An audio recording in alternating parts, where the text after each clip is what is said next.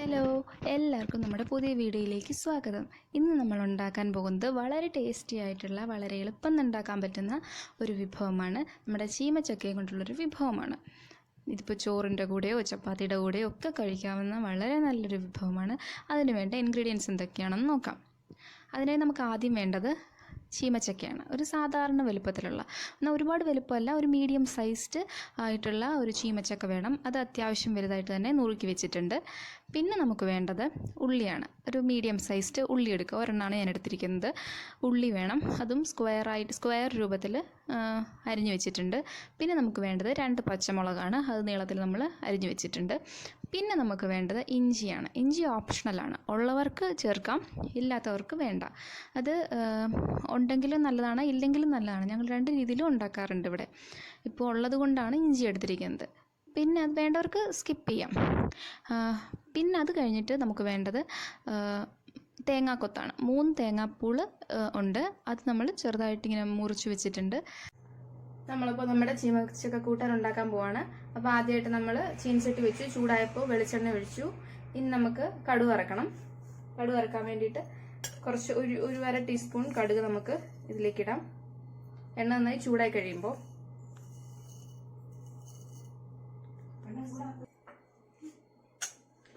എണ്ണ നന്നായി ചൂടായി. ഇനി നമുക്കിതിലേക്ക് അര ടീസ്പൂൺ കടുക് ഇടാം. കടുക് പൊട്ടിക്കഴിയുമ്പോൾ കുറച്ച് കറിവേപ്പിലയും കൂടി ഇട്ട് പൊട്ടിക്കാം.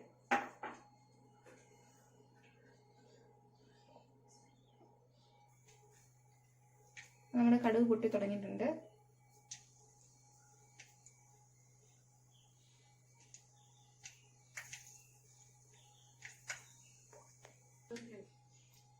ഇനി നമുക്ക് കറിവേപ്പില ഇടാം.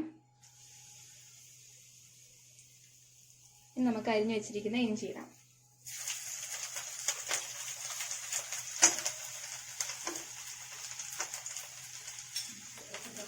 അതിന് ചെറുതായി ബ്രൗൺ കളറായി വരുമ്പോൾ നമുക്ക് തേങ്ങാക്കൊത്തിടാം.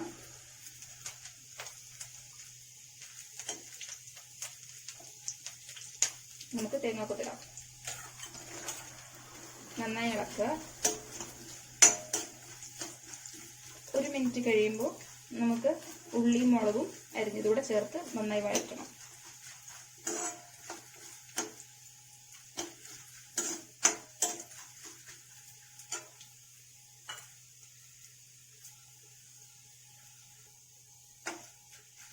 ഇനി നമുക്ക് ഉള്ളിയും മുളകും ചേർക്കാം.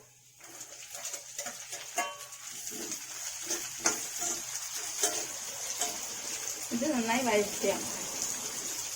നമുക്കിതിലേക്ക് ഉപ്പൊക്കെ ചേർത്ത് നന്നായി വഴറ്റാം.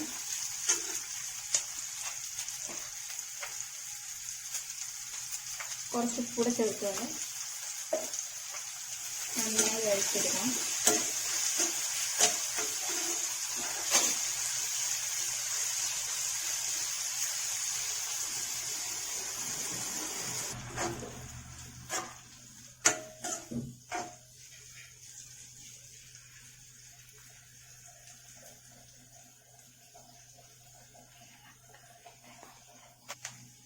ഉള്ളി ഇപ്പം അത്യാവശ്യം വഴന്നു വന്നിട്ടുണ്ട്. ഇനി നമുക്ക് ഇതിലേക്ക് പൊടികൾ ചേർക്കാം. നമുക്കതിനാവശ്യമായത് ഒരു ടേബിൾ സ്പൂൺ മുളക് പൊടി, അതുപോലെ തന്നെ 1 ടേബിൾ സ്പൂൺ മല്ലിപ്പൊടി, പിന്നെ അര ടീസ്പൂൺ മഞ്ഞൾപ്പൊടി, പിന്നെ ഒരു 3/4 ടീസ്പൂൺ ഗരം മസാലപ്പൊടി. ഇത്രയും വേണം. ഇനി നമുക്കിത് ഇതിനകത്തിലേക്കിട്ട് ഇളക്കാം. നന്നായി ഇളക്കുക. ഏകദേശം 1 മിനിറ്റ് നമുക്കിത് ഇട്ട് വഴറ്റാം. അതിൻ്റെ ഒരു പച്ചമണം പോകുന്നവരെ നല്ലപോലെ ഇട്ടിളക്കുക.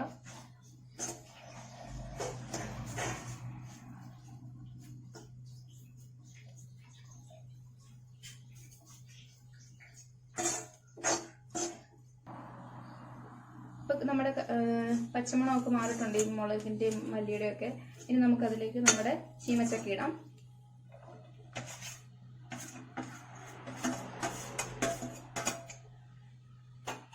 ഇട്ട് നന്നായിട്ട് ഇളക്കുക. മസാലയൊക്കെ ഇതിലൂടെ ഒന്ന് പിടിക്കുന്ന രീതിയിൽ നല്ലപോലെ ഒന്ന് ഇളക്കുക.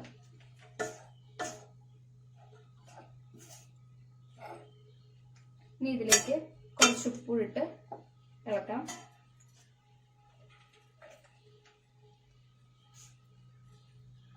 ഉപ്പ് പിന്നെ വേണമെങ്കിൽ ആവശ്യത്തിന് ഇടാം. നല്ലപോലെ തന്നെ ഇളക്കി യോജിപ്പിക്കുക.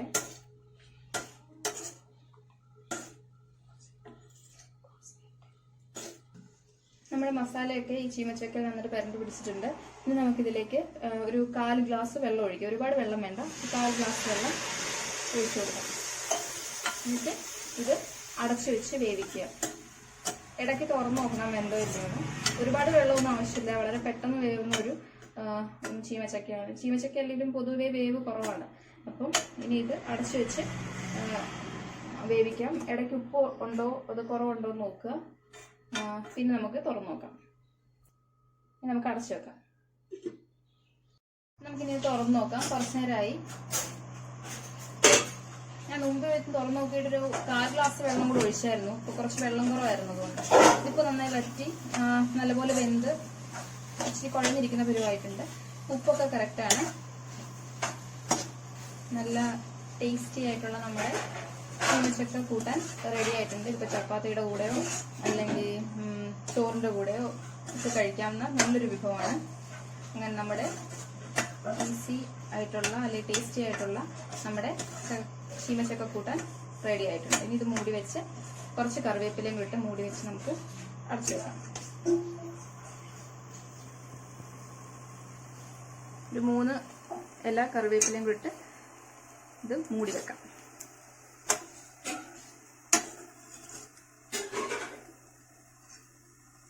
അങ്ങനെ നമ്മുടെ ചീമച്ചക്കൂട്ടാൻ റെഡിയായി.